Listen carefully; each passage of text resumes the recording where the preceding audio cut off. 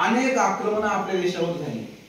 पूर्वीकडे इतिहास आपण पाहिला तर शक, खून, यवन अशी एक नाही हजारो आक्रमण आपल्या देशावर झाली आणि ती हजारो आक्रमण अतिशय सामर्थ्याने थोपवण्याचं काम आपल्या पूर्वजांनी केले।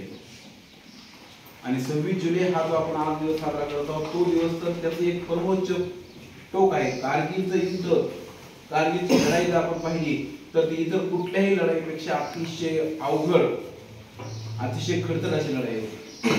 कारण की भारत आणि पाकिस्तान या दोन राष्ट्रांमध्ये जो करार झालेला आहे त्या करारानुसार हिमालयाच्या अनेक अशा टेकड्या आहेत की ज्या टेकड्यांमध्ये वर्षातली काही महिने 5-6 महिने वातावरण अतिशय अनकॉन्टिनेंटल, तुम्ही राहू शकत नाही तिथं, मनुष्य थांबू शकत नाही, मायनस पेक्षाही कमी तापमान आहे।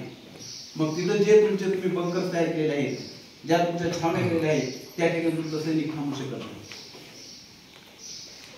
त्या टेकड्यांच्या अलीकडच्या भारताच्या बाजूला आपल्या छावण्या आहेत, पलीकडच्या बाजूला पाकिस्तानच्या छावण्या आहेत। पण दोन्ही देशाचा करार आहे की ज्या काळामध्ये तिथं थांबता येत नाहीये त्या काळात दोन्ही देशांनी आपापलं सैन्य खाली घ्यायचं आणि जिथं आपल्याला राहण्यासारखी परिस्थिती आहे तिथं राहायचं। स्वातंत्र्य जे झाल्यापासून 1999 पर्यंत हे दरवर्षी बरोबर होत होतं।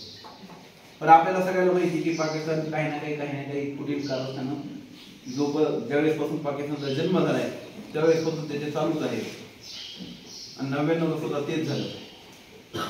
ज्यावेळी भारतीय सैन्य त्या थंडीच्या काळामध्ये खाली उतरलं त्यावेळेस पाकिस्तानने करार मोडला एक प्रकारे आणि आपलं सैन्य खाली उतरण्याच्या ऐवजी आपण ज्या चौक्या काबीज केलेल्या होत्या त्या चौकीवर उलट त्याचं सैन्य थांबलं। आपलं सैन्य तर उतरत नाही पण आणखी जास्त सैन्य त्यांनी आपल्या चौक्यामध्ये सुद्धा